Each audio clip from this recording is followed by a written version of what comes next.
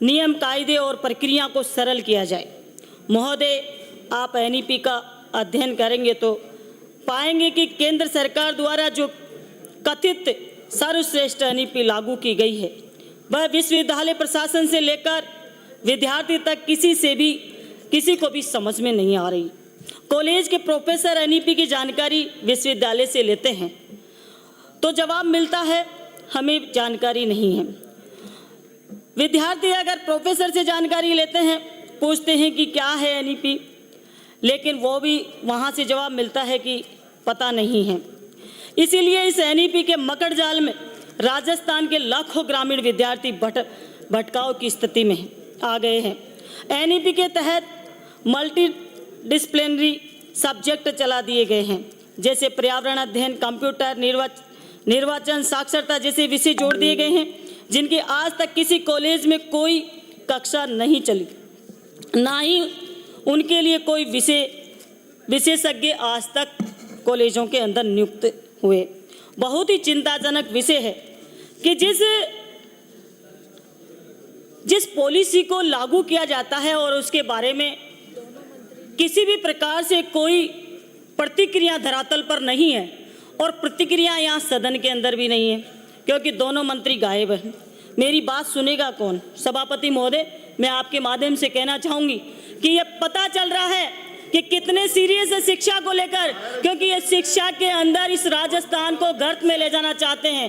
इस देश के अंदर शिक्षा, एजुकेशन पे चर्चा है, कितने सीरियस हो आप लोग? शिक्षा के अंदर शिक्षा को खत्म करना चाहते हैं। माननीय सभापति महोदय, ऐसा कभी नहीं देखा पिछले 5 सालों के अंदर हमने। अगर कोई मंत्री जाता है तो अपना असिस्टेंट, अगर जरूरी काम के लिए भी बाहर जाता है तो कोई असिस्टेंट बिठा कर जाता है, लेकिन यहाँ पर पता नहीं क्या हो रहा है, कौन हमारी बातें नोट कर रहा है। महोदय, आप शांत रहिए, फालतू बात करने की आवश्यकता नहीं। महोदय, कॉलेज में 75% उपस्थिति का नियम बना रखा है, लेकिन आज देखा जा रहा है कि 20% उपस्थिति है। ऐसा क्यों है? ऐसा इसलिए है क्योंकि बालकों को, विद्यार्थियों को गुणवत्तापूर्ण शिक्षा वहाँ पर उपलब्ध नहीं हो पा रही है। और अगर हम करना चाहें, गुणवत्तापूर्ण शिक्षा उपलब्ध कराना चाहें, तो बालकों का स्वतः ही इंटरेस्ट बढ़ेगा और वो कॉलेजों में आना शुरू करेंगे। इंफ्रास्ट्रक्चर की हम बात करेंगे तो इनकी सरकार में 1.25 साल में इंफ्रास्ट्रक्चर कोसों दूर है। ये हमारी सरकार के अंदर कॉलेज खोले गए, बिल्डिंगें बनाई गई, हर ब्लॉक के अंदर कॉलेज खोले गए, उनका फीता काटने का काम इन लोगों ने किया और उन कॉलेजों के अंदर एक कील तक नहीं लगाई। मेरी विधानसभा के अंदर भी 4 कॉलेज हैं, उनके अंदर इन्होंने ऑनलाइन उद्घाटन करने का काम किया, क्योंकि ये चाहते हैं, इनकी संकीर्ण मानसिकता है और ये तो चाहते हैं, जैसा कि इनके बड़े नेता कहते हैं कि पकोड़े तलिए, तो पकोड़े तलने का काम ये युवाओं को देना चाहते हैं। अध्यक्ष सभापति महोदय, राजस्थान के अंदर कुल 623 सरकारी कॉलेज हैं और ये डबल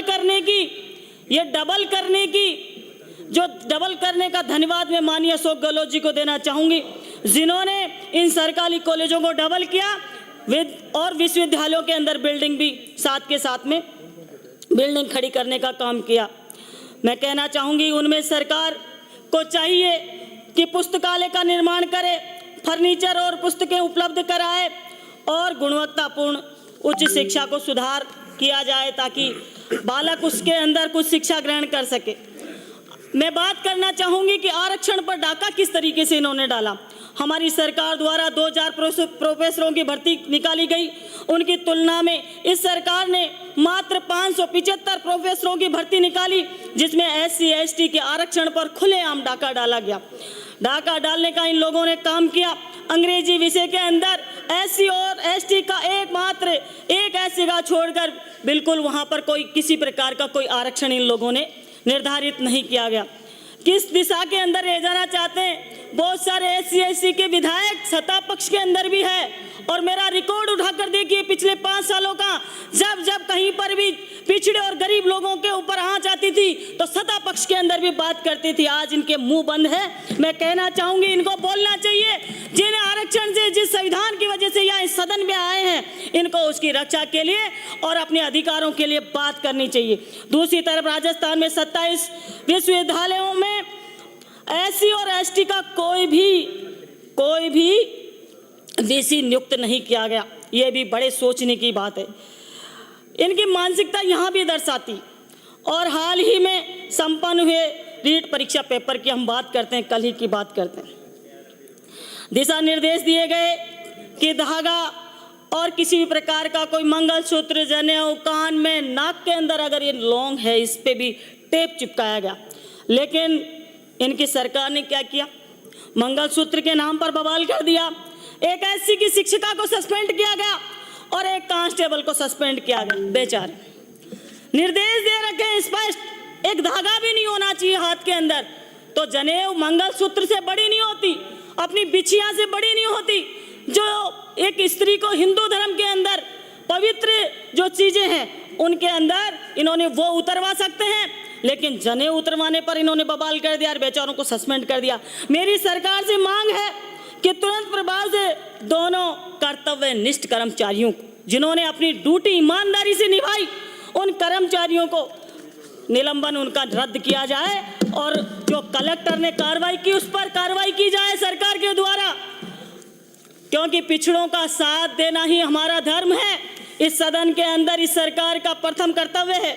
मेरी विधानसभा में कुल 4 कॉलेज हैं, मित्रपुरा, बोली और सुकार व बामनवास। 3 तो पिछली बार मैंने ही खुलवाए। उनमें प्रोफेसरों में कुल 40 पद स्वीकृत हैं। वर्तमान में मात्र 7 पद भरे हुए, बाकी सारे के सारे खाली हैं। एक पद के विरुद्ध 10-10 यहाँ आयुक्तालय में प्रतिनियुक्ति पर लगे हुए हैं। ग्रामीणों में, गांव के बालक पढ़ाई से वंचित है और यहाँ पर प्रतिनियुक्ति पर सेटिंग से सारे प्रोफेसरों को यहाँ पर बिठा रखा है। तो पढ़ाई का संकट बालकों पर पड़ रहा है, लेकिन सरकार को ये भी नहीं दिख रहा। माननीय, मेरी मांग है, बोली में 200 सीट है लेकिन आवेदन 400 से ऊपर आते हैं। मैं मांग करना चाहूँगी कि इस हमारे जो पीजी में क्रमोन्नत किया जाए, जो कॉलेज है बोली के अंदर।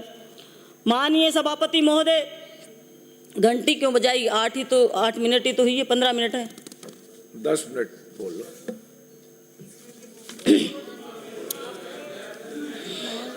हमारी सरकार में 5 साल में 310 कॉलेज खोले गए, हर ब्लॉक के अंदर एक कॉलेज खोला गया। मैं कहना चाहूँगी कि जिस तरीके से प्रतिशत इनका था शिक्षा में, हमारा प्रतिशत बढ़ा और उसी का परिणाम है कि आज सारे के सारे कॉलेज चल रहे हैं। और मैं एक और बात करना चाहूँगी,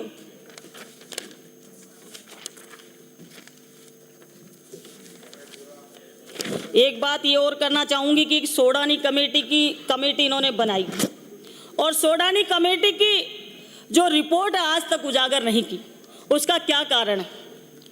कॉलेजों को बंद करने का षड्यंत्र रच रहे हैं, जिसमें ग्रामीण छात्र और छात्राओं को ये पढ़ाई से वंचित रखना चाहते हैं। इनकी मानसिकता का ये परिचय है।